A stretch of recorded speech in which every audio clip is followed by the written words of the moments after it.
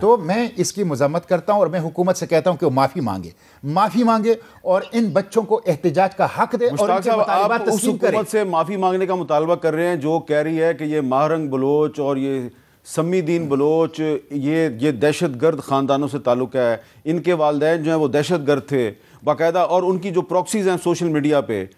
وہ باقاعدہ پروپیگنڈا کر رہے ہیں ان کے خلاف، اور آپ کہہ رہے ہیں ان سے حکومت معافی ابھی یہ جو بالاچ بلوچ کا ہوا تربت میں، وہیں سے تو یہ لانگ مارچ شروع ہوا تھا نا، سالوں سے غائب تھا، پھر جب پتہ چلا کہ وہ سرفیس ہو گیا ہے تو اس کو مار دیا، اور سیشن کورٹ نے کہا کہ سی ٹی ڈی کے خلاف جو ہیں آپ ایف آئی آر درج کریں، ایف آئی آر درج نہیں ہو رہا تھا، اب سی ٹی ڈی کے خلاف ایف آئی آر درج ہو رہا ہے۔ یہ خود ماورائے جو عدالت قتل عام ہیں، ڈیتھ سکواڈ ہیں، یہ جو جبری گمشد، یہ تو خود دہشت گردی ہے۔ اب کیونکہ آپ نے وہ کہانی دوسری شروع کر دی ہے تو طاہر بزنجو صاحب، کیوں آپ تو آج وومن پولیس اسٹیشن بھی گئے تھے اور ابھی تھوڑی دیر پہلے تک 7:45 بجے تک تو تمام خواتین کو رہا نہیں کیا گیا، اور پھر آپ آج ہائی کورٹ میں بھی موجود تھے نا وہاں پہ بھی، تو وہاں پہ بھی آئی جی صاحب نے کہا جی ہم نے رہا کر دیا ہے۔ 4-5 بجے کی بات ہے کہ آئی جی صاحب نے کورٹ میں کہا کہ رہا کر دیا تمام خواتین کو، لیکن ابھی تک جب میں آپ سے بات کر رہا ہوں تو وہ تھانے میں ہیں، ان کو رہا نہیں کیا، ان کو پریزنر وین میں بند کر کے کوئٹہ لے جا رہے ہیں۔ پہلی بات تو میر صاحب میں یہ کرنا چاہتا ہوں کہ دیکھیں پاکستان کو بنے اس وقت 76 سال، اور پاکستان اپنے 73 کے آئین کو بنے 50 سال ہو گئے، لیکن اس کے باوجود بلوچستان میں سیاسی، معاشی، آئینی، بنیادی اور جمہوری حقوق ناپید ہیں، اور انسانی حقوق کا تو یہ حال ہے کہ ہزاروں کی تعداد میں لاپتہ افراد کے لواحقین سالہ سال سے انصاف کے منتظر ہیں۔ ہماری رائے میں لاپتہ افراد کے مسئلے کو سرد خانے میں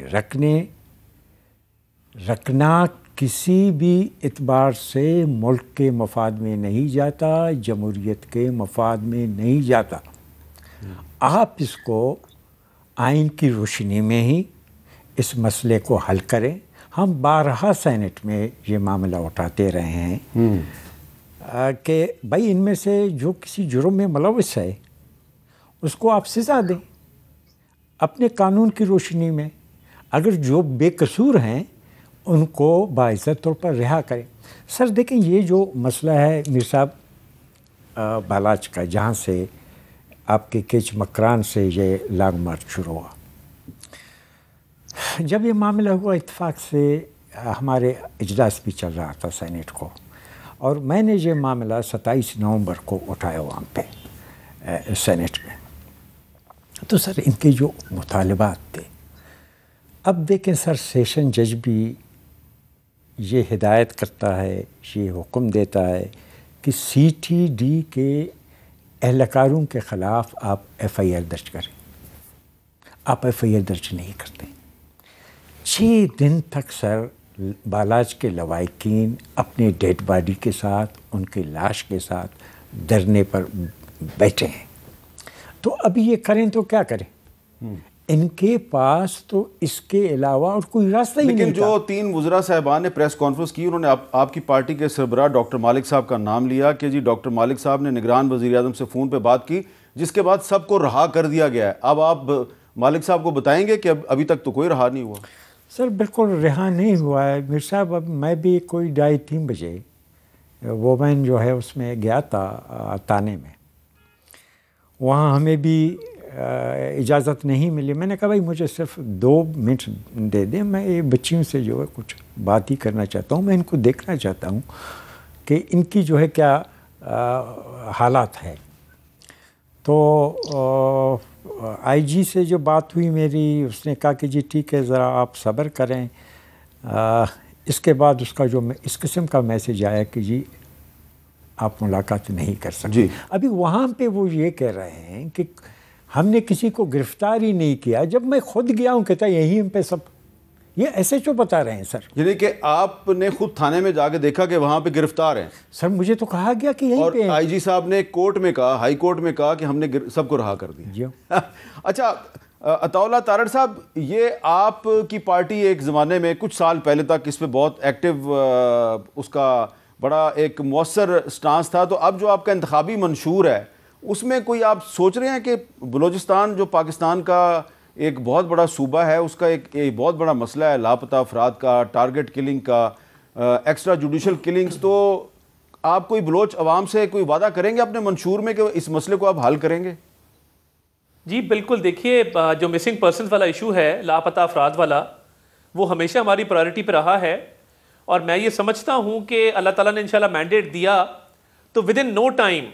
یہ لاپتہ افراد والا معاملہ حل ہوگا. اور اس کے لیے دیکھیے تمام سٹیک ہولڈرز کو بٹھا کر کنسنسس کر کے اس معاملے کو حل ہونا چاہیے. اور میر صاحب میں بڑا آپٹمسٹک انسان ہوں, میں بالکل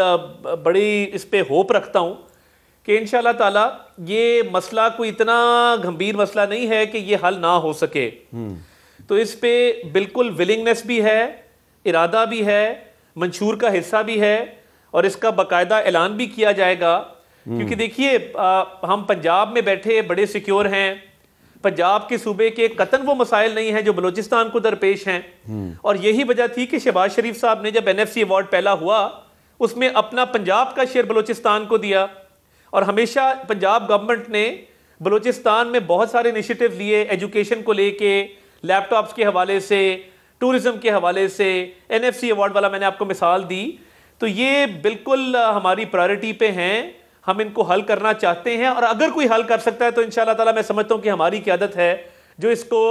اگر اللہ تعالیٰ نے اقتدار دیا تو پہلے ہی چند مہینوں میں یہ مسئلہ حل ہو سکتا ہے. اچھا نعیم پچوتا صاحب, آپ اتفاق کریں گے کہ تحریک انصاف سمیت تمام بڑی پولیٹیکل پارٹیز جو ہیں ان کو اپنے انتخابی منشور میں اس مسئلے کے حل کے لیے کوئی ٹھوس اور جامع تجویز پیش کرنی چاہیے؟ بالکل جی, میں اس کو انڈورس کرتا ہوں, اور میں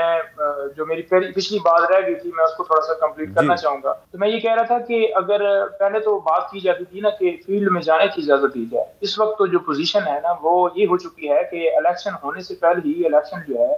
وہ بالکل جو ہے وہ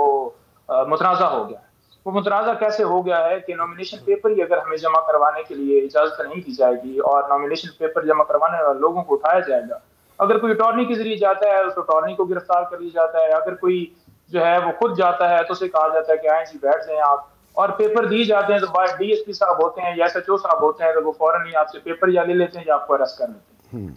یہی پروسیس میاں والی, یہی پروسیس سیالکوٹ کے اندر, سرگودا کے اندر, ہر تحصیل کے اندر میں خود دیکھ رہا ہوں. ہمارے ساتھ لوگ اٹیچ ہیں, وہ رابطے کرتے ہیں, ویڈیوز بھیج رہے ہیں, لوگوں کو اٹھایا جا رہا ہے, لوگوں کے گھروں میں چھاپے مارے جا رہے ہیں. جو ہمارے امیدوار تھے, اب ایجنسیوں کو یہ تو پتا ہوتا ہے نا کہ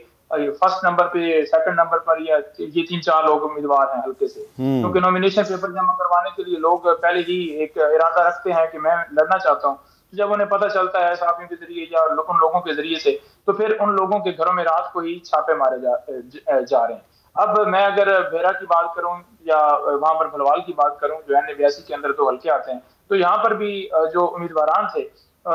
وہ پہلے ہمارے وکلاء کے اندر بھی کافی لوگ تیار تھے, لیکن مختلف وکلاء نے بھی انکار کیا کہ ہمارے اوپر پریشر ہے, ہمیں کالز آ رہی ہیں کہ آپ اگر ادھر جمع کروانے گئے تو آپ کو نہیں چھوڑا جائے گا. اور اس کی مثال ہم دیکھ رہے ہیں کہ وکلاء کی گرفتاریاں کر کے نامینیشن پیپر چھین کے, یا ہماری دعا ہے کہ کل آپ خیر خیریت سے اپنے نامینیشن پیپر جمع کروا دیں. جی سر, میں ہی گزارش کر رہا ہوں کہ تارڑ صاحب کو اس بات کی مذمت کرنی چاہیے. تارڑ صاحب دیکھ رہے ہیں سوشل میڈیا کے اوپر ساری چیزیں ہر جگہ پہ چل رہی ہیں, اور یہاں پر یہ آ کر کہہ رہے ہیں کہ کوئی ایسا کام ہو ہی نہیں رہا. اچھا چلیں, میں آتا ہوں تارڑ صاحب کے پاس. وہ گراؤنڈ کے اندر پانی جو چھوڑ رہے ہیں یہ نظر نہیں آ رہا. میں آتا ہوں جی تارڑ صاحب کے پاس, میں دوبارہ